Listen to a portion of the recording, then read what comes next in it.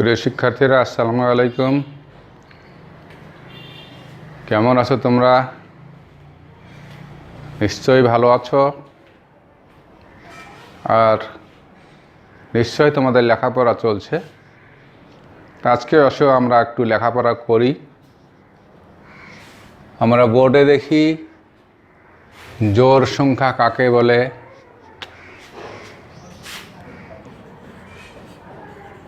এটার উত্তর লিখতে পারি, সমাধানও লিখতে পারি।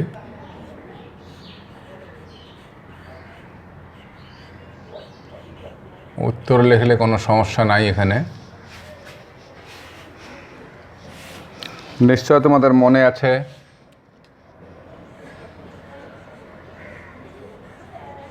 জোড়া,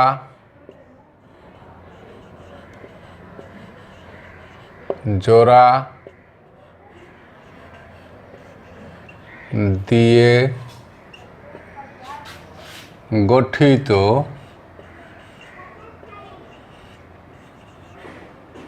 সংখ্যাগুলোকে, বই থেকে নেওয়াটা,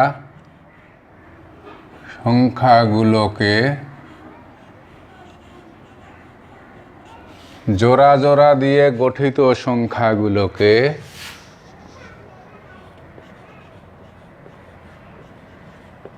জোড় সংখ্যা বলে।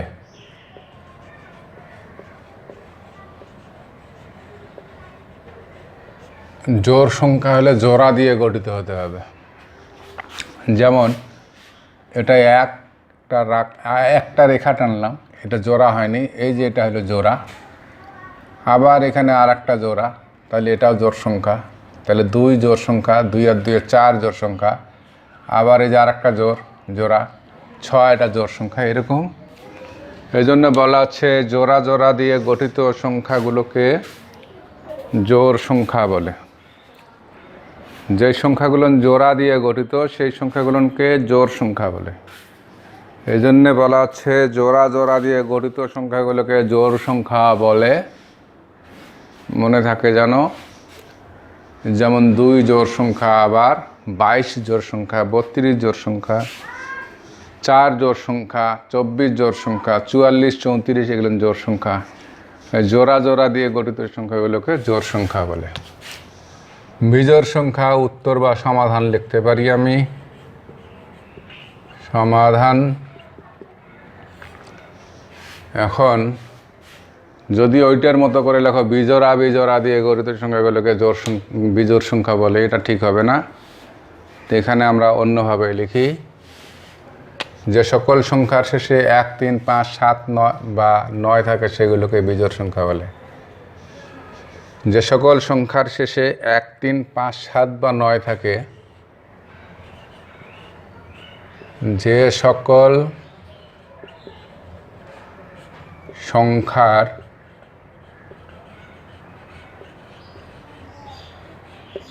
শেষে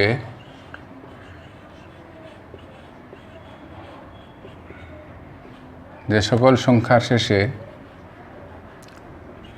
1, 3, 5, 7 বা 9 থাকে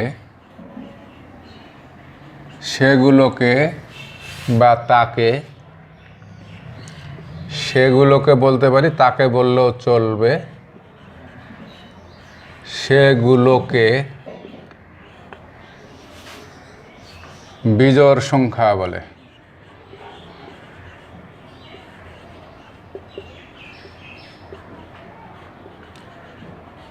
বিজোড় সংখ্যা বলে। যে সকল সংখ্যার শেষে 1, 3, 5, 7 বা 9 থাকে সেগুলোকে বিজোড় সংখ্যা বলে। এবার আমরা 3 নম্বর অঙ্ক একটু মনোযোগ দিয়ে খেয়াল করব, একটু ভালোভাবে খেয়াল করব। তোমরা দেখতে পাচ্ছ একজন শ্রমিক প্রতিদিন 8 ঘন্টা করে কাজ করেন বা 8 ঘন্টা কাজ করেন। ফেব্রুয়ারি মাসে তিনি কত ঘন্টা কাজ করেন? একজন শ্রমিক প্রতিদিন 8 ঘন্টা কাজ করেন। ফেব্রুয়ারি মাসে তিনি কত ঘন্টা কাজ করেন? তাহলে ফেব্রুয়ারি মাসে কত ঘন্টা কাজ করেন এটা জানতে গেলে আমাকে জানতে হবে ফেব্রুয়ারি মাস কত দিনে হয়। তাহলে আমরা এখানে সেটা লিখে দেব, এটা লিখে দেব।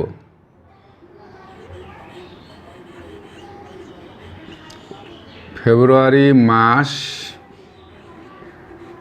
সমান 28 দিন। এটা মনে রাখতে হবে। সাধারণভাবে ফেব্রুয়ারি মাস বললে আমরা 28 দিন ধরব, অধিবর্ষ বললে আমরা 29 দিন ধরব। অধিবর্ষকে ইংরেজিতে লিপ ইয়ার বলে, লিপ ইয়ার বললেও আমরা 29 দিন ধরব।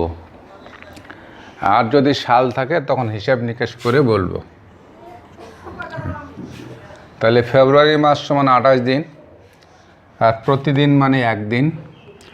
তো সংক্ষেপে যদি আমরা লিখি, একদিনে কাজ করেন একজন শ্রমিক, এখানে যদি লিখি চলবে, না লিখলেও চলবে। একদিনে কাজ করেন, মূল কথা এটা, একদিনে কাজ করেন কত ঘন্টা? 8 ঘন্টা। 8 ঘন্টা। অতএব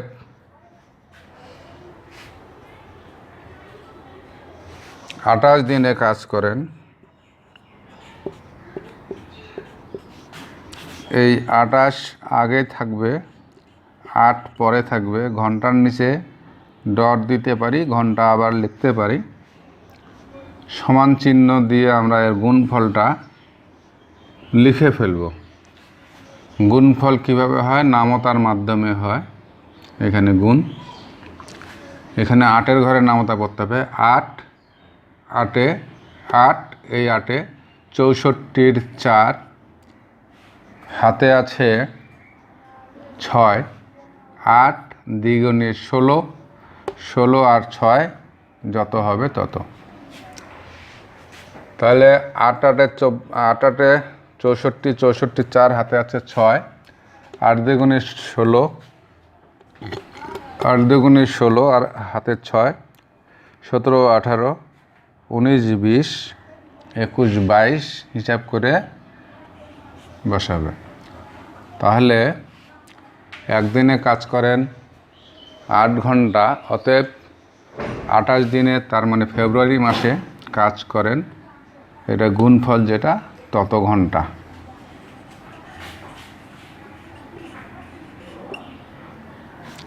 অতএব এখান থেকে ফেব্রুয়ারি মাসে তিনি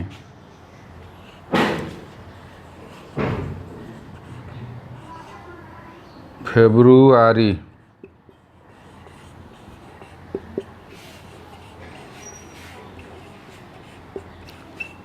মাসে তিনি 224 ঘন্টা কাজ করেন।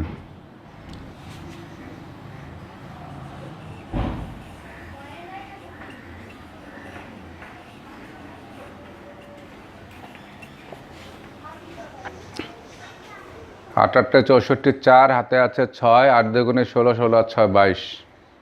তাহলে এই প্রশ্ন অনুসারে এটা এখানে উত্তর হবে, সমাধান হবে। তোমরা প্রশ্ন দেখতে পাচ্ছ, শিশুদের লাইনে রাজু ঠিক মাঝখানে অবস্থান করছে। লাইনে 19 জন শিশু থাকলে লাইনের সামনে বা পিছনে থেকে তার অবস্থান কত? তো সে যদি মাঝখানে থাকে তাহলে তার সামনে যতজন থাকবে পিছনে ততজন থাকতে হবে, তাহলে তার মাঝখানে থাকা হবে। আর বলা আছে লাইনে শিশু আছে 19 জন, তাহলে সামন থেকে তার অবস্থান কত হবে? পিছন থেকেই বা তার অবস্থান কত হবে। যার অবস্থান মাঝখানে থাকবে তাকে তার অবস্থান সামনে থেকে যত হবে পিছন থেকে ততই হবে। যেমন তোমাদেরকে যদি আমি একটু উদাহরণ দিয়ে বুঝাই, তোমরা 3 জন বন্ধু বা বান্ধবী আছো, এখানে একজন, এখানে একজন, এখানে একজন, তাহলে মাঝে কে? এটা মাঝে। তে যখন মাঝে, এর সামনে কয়জন? একজন। পিছনে কয়জন? একজন। তাহলে সামন থেকে এর অবস্থান কত? প্রথম, দ্বিতীয়। পিছন থেকে এর অবস্থান কত? প্রথম, দ্বিতীয়। এখন যদি আমি 5 জনের মাঝখান চাই, তাহলে সামনে 2 জন, পিছনে 2 জন, সে হলো মাঝে। এটা হচ্ছে মাঝখানে। তাহলে এর সামনে কয়জন? 2 জন। পিছনে কয়জন? 2 জন। তাহলে সে মাঝখানে একজন থাকলো, এটা বোঝা গেল। আর তার অবস্থান সামনে থেকে কত? প্রথম, দ্বিতীয়, তৃতীয়। পিছন থেকে কত? প্রথম, দ্বিতীয়, তৃতীয়। এখন যদি আরও আমি বলি যে এই যে এখন এটাও কিন্তু মাঝখানে, কারণ সামনে 3 জন, পিছনে 3 জন, সে মাঝখানেই আছে, সে মাঝখানেই আছে। তাহলে সামন থেকে তার অবস্থান এখন প্রথম, দ্বিতীয়, তৃতীয়, চতুর্থ। পিছন থেকে অবস্থান প্রথম, দ্বিতীয়, তৃতীয়, চতুর্থ। আমি যদি আরও এই লাইনের সদস্য সংখ্যা বৃদ্ধি করি, তাহলে এখনও কিন্তু সে মাঝখানে আছে, কারণ সামনে 4, পিছনে 4, মাঝখানেই আছে। এখন সামন থেকে তার অবস্থান প্রথম, দ্বিতীয়, তৃতীয়, চতুর্থ, পঞ্চম। পিছন থেকে তার অবস্থান প্রথম, দ্বিতীয়, তৃতীয়, চতুর্থ, পঞ্চম। আমি যদি সদস্য সংখ্যা আরও বৃদ্ধি করি, তাহলে কি হবে? তাহলে এখন লাইনে 1, 2, 3, 4, 5, 6, 7, 8, 9, 10, 11 জন আছে, তার মাঝখানে সে আছে।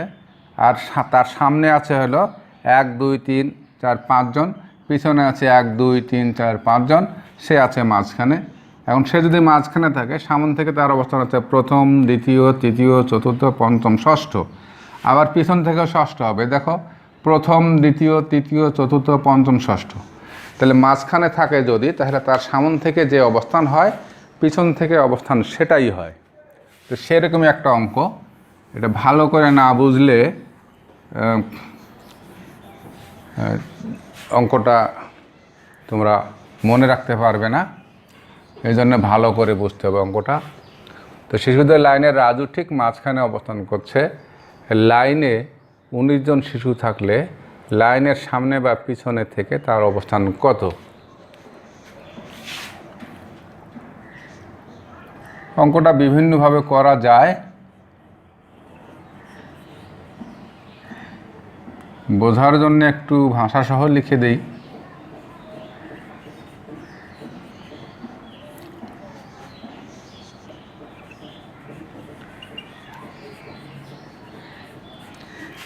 লাইনে শিশু আছে বা মোট শিশু 19 জন।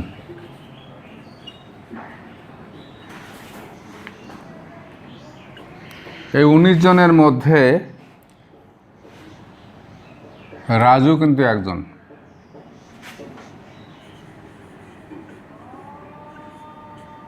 তাহলে রাজু নিজে এই লাইনের মধ্যেই আছে। সে রাজু নিজে কয়জন? একজন। বিয়োগ করলে এখানে 18 জন।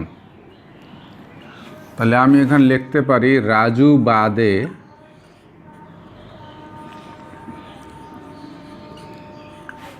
লাইনে আছে বা লাইনে শিশু আছে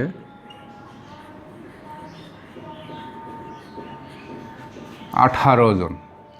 কেন আমি এটা নিয়ে আসলাম? কারণ রাজুকে মাঝখানে রেখে তার সামনে কতজন আছে এটা জানতে হবে, বা তার পিছনে কতজন আছে সেটা জানতে হবে। এটা জানতে গেলে 2 দিয়ে ভাগ করতে হবে। আর 2 দিয়ে 19কে ভাগ করলে হবে না, রাজুকে বাদ দিয়ে ভাগ করতে হবে। তো রাজু একজন, তাকে বাদ দিয়ে যে সংখ্যা পেলাম 18কে যদি ভাগ করি, তাহলে আমরা বলতে পারবো রাজুর সামনে কতজন বা রাজুর পিছনে কতজন আছে, এটা জানতে পারবো। তো এই জন্য আমরা এখন 18কে ভাগ করি 2 দিয়ে, সাধারণভাবেই ভাগ করি। তাহলে 9 দ্বিগুণে 18 হয়। তাহলে আমরা এখন বলতে পারি রাজুর সামনে বা পিছনে আছে 9 জন, এই কথাটা বলতে পারি। অতএব রাজুর সামনে বা পিছনে, অর্থাৎ সামনে থেকে যদি হিসাব করি তবুও সামনে 9 জন থাকবে, পিছন থেকে যদি হিসাব করি তাহলে পিছনেও 9 জন থাকবে। এই জন্য বলছে রাজুর সামনে বা পিছনে আছে 9 জন। এখন আমাদেরকে জানতে হবে রাজুর অবস্থানটা। তাহলে আবার রাজুকে এর মধ্যে নিয়ে আসি। অতএব রাজু সহ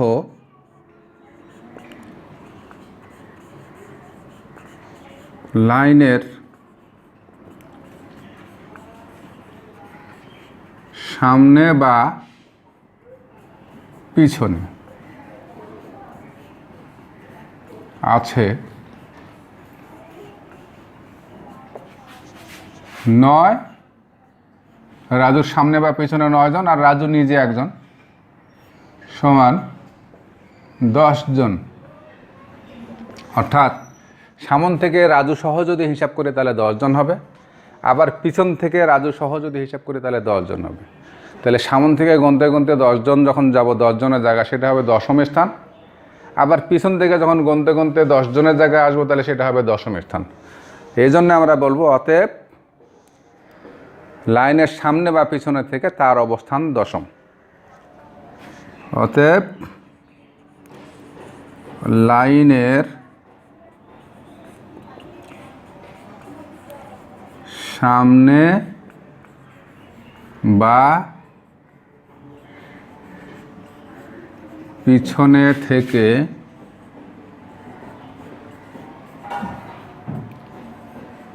তার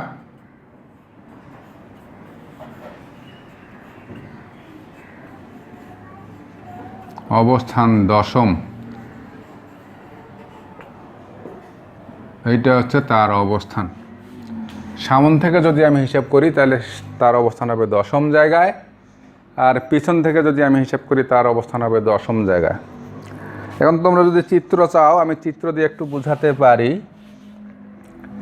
লাইনে মোট 19 জন আছে। 19 জন প্রথম, 1 জন 2 জন 3 জন 4 জন 5 জন 6 জন 7 জন 8 জন 9 জন। আমি অঙ্ক করেই বের করেছি যে 10ম স্থানে হবে রাজু। তাহলে প্রথম, দ্বিতীয়, তৃতীয়, চতুর্থ, পঞ্চম, ষষ্ঠ, সপ্তম, অষ্টম, নবম, 10ম। দেখি হিসেবটা ঠিক হয় কিনা। এরপরে 10 হলো 11, 12, 13, 14, 15, 16, 17, 18, 19। তাহলে অঙ্কটা বসে ঠিক মাঝখানে রাজু থাকবে। তাহলে ঠিক মাঝখানে যদি রাজু থাকে, রাজুর পিছনে যতজন থাকবে সামনে কিন্তু ততজন থাকতে হবে। আমি সামনটা হিসেব করি 1 2 3 4 5 6 7 8 9। তাহলে রাজুর সামনে আমি 9 জন দেখতে পাচ্ছি। তাহলে রাজুর পিছনে 9 জন থাকতে হবে। 1 2 3 4 5 6 7 8 9। তাহলে রাজুর পিছনেও আছে 9 জন। তাহলে রাজু কোথায় আছে? ঠিক মাঝখানে। তাহলে রাজু লাইনের ঠিক মাঝখানে আছে। তো এখানে 9 জন, এখানে 9 জন, 18 জন, এখানে 1 জন, 19 জন। তাহলে 19 জনের যে লাইন এখানে বলা আছে, সেই 19 জনের লাইন আমার এখানে তৈরি করা আছে। এবং রাজুকে ঠিক মাঝখানে থাকতে বলা হচ্ছে, রাজুকে ঠিক মাঝখানে আছে বলা হচ্ছে। তাহলে রাজু ঠিক মাঝখানে আছে। আর তাই যদি থাকে তাহলে তার অবস্থান সামন থেকে বা পিছন থেকে কত, অর্থাৎ কততম।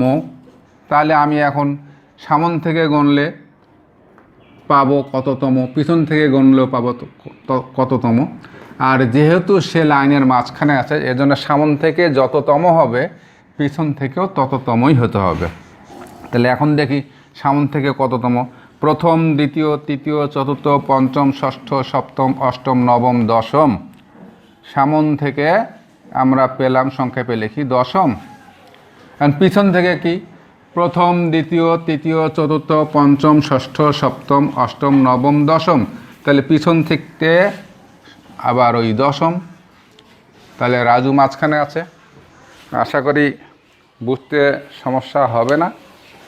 ভাষাটা লিখতে গেলে একটু সমস্যা আছে, একটু চর্চা করতে হবে। যদি কখনো তোমাদের এ ধরনের অঙ্ক আসে তাহলে এভাবে করতে হবে। কিছু শর্ট যদি করতে চাও তাহলে এটা ভাষা না লেখে 19 থেকে 1 বাদ দিয়ে 18 নিয়ে তারপর 18 ভাগ দিতে পারো, এই ভাষাটুকু বাদ দিয়ে করা যাবে। এই আর তোমাদের জন্য বাড়ির কাজ হিসেবে থাকবে কিছু অঙ্ক, বারবার, যদিও পরিচিত জিনিস তোমরা বারবার ভুল করো, এই জন্য বারবার করবে। এবং এগুলো করার পরেও তোমরা দিনে বেশ কিছু করে অঙ্ক করার চেষ্টা করবে, 10টা 12টা 15টা 20টা, যে যত পারো অঙ্ক করবে তার তত বেশি উপকার হবে। আর বাড়ির কাজ হিসেবে 44 পৃষ্ঠার 2, 57 পৃষ্ঠার প্রথম, 75 পৃষ্ঠার 1, 2 এই অঙ্কগুলো করতে বলা হচ্ছে। এই অঙ্কগুলো করবে। আর যে জিনিসটা কঠিন লাগে সেই জিনিসটি বেশি চর্চা করবে। কঠিনকে সহজ করার সবচেয়ে ভালো উপায় হচ্ছে বারবার চর্চা করা। তো ঠিক আছে, আজকে তোমাদের কাছ থেকে বিদায় নিচ্ছি। আল্লাহ হাফেজ।